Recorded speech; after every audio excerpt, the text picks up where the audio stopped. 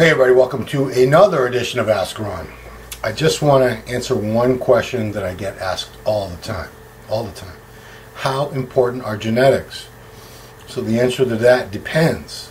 How important are they relative to what is your goal? If your goal is to become a professional bodybuilder, genetics are absolutely critical. You cannot become a pro bodybuilder without some very rare genetic gifts, which I'll briefly try to explain. But before I even get into that, I do want to say that it is a rare thing for any human being to have all these attributes. I don't know what the actual percentage is. It's probably something, it's rare, like 1 in 1,000, 1 in 5,000. People have all the things that you should have to be a top bodybuilder.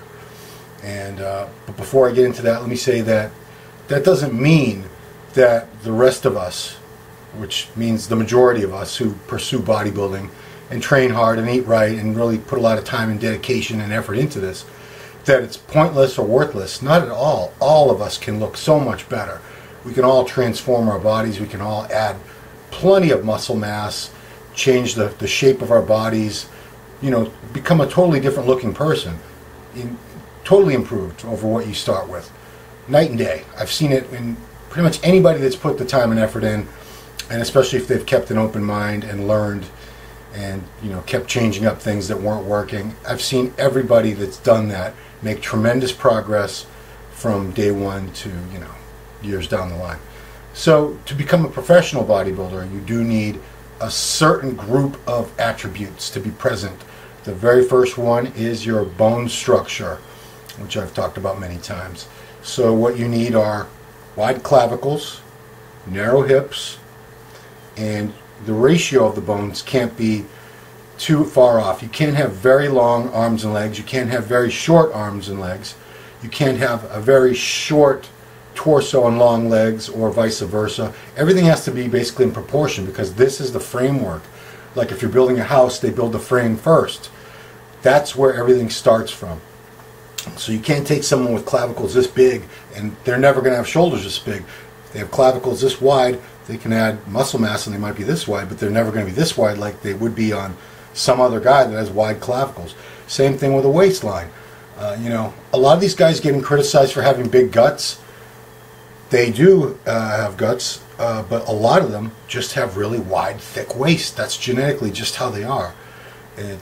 It's present whether or not they've used growth hormone, insulin, whatever. It's just, that's how they're built. I mean, you'll see even some pros that have managed to get to the pro ranks, especially in cases like the Masters, where they tend not to be as genetically gifted because they're turning pro later in life. And most of the guys who have the awesome genetics have either turned pro long before that, or they've given up bodybuilding by the time they're in their 40s, 50s, whatever. So you'll see these really blocky midsections, blocky torsos, and that's how wide their hips are. Nothing you can do about that. So bone structure is first and foremost. So from there you need muscle belly lengths. I've talked about that before. You should have long muscle bellies. All muscles have an origin and insertion. So they'll start at one point. Say the biceps starts here. Using a terrible example, that's my worst one. Starts here, that's the origin, and inserts somewhere between the shoulder and the elbow. Where down the line it inserts, that's how long your bicep is. Obviously, the longer your bicep is, the greater potential for mass there is. A great example of very long biceps, Mr. Olympia 3-time Sergio Oliva. If you look at pictures, his biceps were actually so long, he couldn't even fully contract the biceps. So I'm giving you a crappy example here. But, most people can do this. They can bring the fist in toward the shoulder. He could only get about that angle because his bicep was in the way. It was so long and so full that was the case. And then you have guys with shorter biceps, and they can usually, if they have a peak shape, it looks really good. I mean, if you look at someone like Albert Beckles, his biceps weren't very long, but they had incredible peak shapes to them, and they looked pretty damn impressive. Same thing with triceps. If your tricep inserts all the way down at the elbow, you have a tremendous potential to build that tricep larger and larger over time. Whereas if it's further up, the best example of a muscle that if it's short is probably never going to be good is the calves. If your calves insert down at the ankle, you're probably someone that will never even have to train calves. Just walking around day-to-day life, you're going to have pretty decent calves. Whereas if you have really high calves that insert not much lower than your knees, your kneecap on the back side, no matter what you do, you're never going to have very, very large calves, unfortunately. So muscle belly lengths. Muscle shape, genetically predetermined also. Like we just talked about biceps, they're either full or peaked. There's nothing you can do to change that. You can train it and the muscle is going to become a bigger version of what it was going to be, but it's not going to change the shape of the muscles. One example is, unfortunately, the quad sweep that you see. Some people have tremendous quad sweep. I was actually lucky enough, for whatever reason, to have that trait passed on to me. I have really good quad sweep, so my quads, they're not as big as people think they are. If you put a tape measure to them, you wouldn't be very impressed compared to some guys. Let's say they're 28 inches in shape, which is good, but it's not awesome. There are guys, I've stood next to guys with thighs that measured, I'm sure, 3, 4, 5 inches bigger than mine, but they just had that up and down shape to the outer quads. There was no sweep, so they didn't look that big. Jay Cutler has gone on record many times as saying, he didn't have thighs that people thought, people assumed they were much bigger than they were. But again, if you put a tape measure to them, they weren't anywhere near what you would have expected because he had that tremendous sweep. He had a really exaggerated sweep. And we've seen it with some other guys over the years too. These are just some examples. So that's muscle shape. Also your metabolism. Some people just gain muscle easily and they stay very, very lean. We've all known people that can put on muscle pretty easily, but they're chunky. They're even fat sometimes. And we know people that the opposite. They stay really lean, shredded all the time. You can see veins all year round, and some of these guys look like they could literally step on a contest stage any day of the year. But most of those types have tremendous difficulty adding muscle mass. You don't see very many people that have both of those conditions at the same time, where they can build muscle easily and stay very lean very easily. So that's another thing. Most of the pros I've ever known, even as heavy as they get in the off season, they never look fat. You can always see, if they take their shirt off, you can always see muscle separation, some veins. They're never that fat. It's just they're a different animal. I almost want to say these people are different species. That's how genetically different they are from the average human being walking around. So, and of course, I have to throw this in there because, response to drugs is a genetic thing. We've all known people that used a little bit of drugs and blew up, and we've known people that used tons and tons of drugs, didn't get a whole lot bigger, but they got a lot of side effects. They got bald, acne, gyno, really puffy water retention. They had far more side effects than they did positive results. And it didn't matter how many drugs they used or which drugs, they tried different things, they still just never. Whereas people that, a lot of these guys that end up turning pro, they really don't use as much in the way of gear as people think they do because they don't need to. They respond very, very well.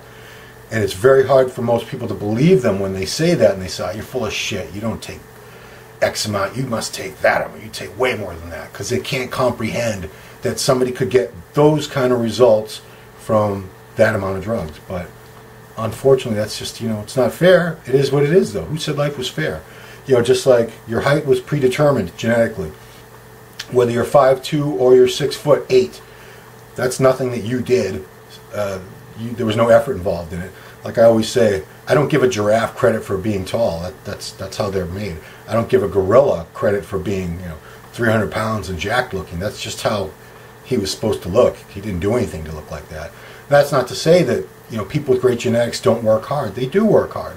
The difference is that people that have these great genetics, when they work hard, they're going to look so much better, far, far better than the next guy with average genetics who does not work as hard. Or, I'm sorry, who works as hard, but just doesn't have those genetics. Most of us can work as hard as the pros. We could take the exact same drugs as the pros, eat the same exact foods, supplements, everything. We could do everything exactly, and we wouldn't look like them because we don't have the genetics. So now that I've been a Debbie Downer about that, let me try to spin the positive on that. I believe that most of us have average genetics. just like most people are average height. Most people aren't super tall or super short, right? Most people are somewhere in the middle. You know, the average male height, I think, is like 5'9" now. So most men in the street you pass by in the United States are going to be probably between 5'8" and 5'10". That's just a mean average of height. And the same thing applies to bodybuilding genetics. There are not many people, like I said, with these great genetics, but there's not many people with really shitty genetics either. It's right in the middle where most of us fall. What does that mean? It means that most people do have the potential to build a really decent amount of muscle mass. You know, I'll use myself as an example. Why not? I'm here. You know, I started training consistently with weights when I was 14 years old. I was about 95 pounds. You know, I had no idea what I was doing. I spent all of high school basically just doing some bench presses, curls. I think we did some overhead presses, some chin-ups when I was in the mood. Didn't know what the hell I was doing. So graduated high school at about 130, 135 pounds. Trained naturally until I was 27 years old. Then I'd been, you know, with the exception of a 2-year period where I went completely off, and another period where a couple other periods where I was off for a year. It's been fairly consistent with moderate use.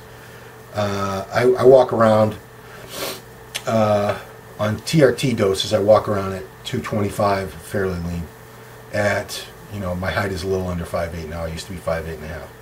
So that's from 95 to, it's well over 100 pounds of muscle that I added. I more than doubled my body weight. But even if, let's just say 130 pounds, when I reached my full adult height, 5'8", 5'8.5", I was 130 pounds. So I added 100 pounds beyond that. You know, most of that was built naturally because I've never was a great responder to gear. I never blew up. That's why you really can't tell with me if I'm on a little bit more at times or not. You know, people that know me can tell, but I'm not one of these people. You know, because I built my muscle over many, many years of hard training, natural training, and good eating and all that stuff. I don't lose a whole lot from. You don't notice a big difference. Whereas there's a lot of these people that respond very well, and you see them completely lose so much of their gains when they go off or when they take their doses down. But you know, gear aside, let's just say that most people have the potential to add a tremendous amount of muscle beyond their starting point. You can definitely look like a completely different person. You know, if you want big arms, bigger chest, bigger legs, bigger back, you can absolutely shoulders. You can absolutely have all that. You can do all that. And I think it's sad that in this culture we're in now, where there's so much information about drugs, that a lot of guys don't think they can put any muscle on naturally. That's just not the case. You can absolutely do that. You can become much stronger without drugs. You can become much bigger without drugs. If you want to get to the point of the physiques that you see in the magazines, yeah, you do need to have drugs for that freaky look with a very full look to the muscles, you know, the extreme vascularity. It's a different look. I call it the drug look, and I can spot it a mile away on people. You know, most of us who've been around a long time, we can spot the difference between someone that's on drugs and someone that isn't on drugs very easily. And, you know, 99% of the time we're correct.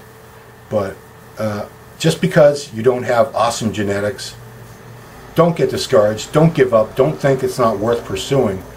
You know, you can totally change the way you look and feel about yourself with or without drugs. If you want to take it to a certain level that has that look, you would need to add drugs to it. But even with average genetics and consistent years of hard work, and that's a downer for a lot of you to hear, especially younger guys. Yes, years. I think for naturally to build a very, very decent physique, it's going to take you at least 5 years, maybe closer to 10. But the good news is you can still keep making tiny improvements past that. And then, you know, if you decide to go the gear route, you'll make more improvements beyond that. So this has just been a little brief question and answer about how important genetics are. If you want to be a top bodybuilding champion, you need to have awesome genetics, or else it's not going to happen. If you want to look pretty damn good, you know, based on where your starting point was, and to be impressive to the average person, you know, because most people in the world will not put that kind of time and dedication and effort into training and eating and resting and all that. They just won't. So you will still stand far above not only the average person, but the average person in any gym that didn't put all that time and dedication in. So don't get discouraged. Genetics they're important in one aspect, but another aspect, they really don't matter. Besides which, you can't change your genetics. They are what they are, so don't worry about it. There's no sense of worrying about things you can't change. You know, worry about the things you can change, and put your effort and concentration, and set some goals for yourself, and you know, make it happen. That's all for now. I'll talk to you guys later. Bye bye.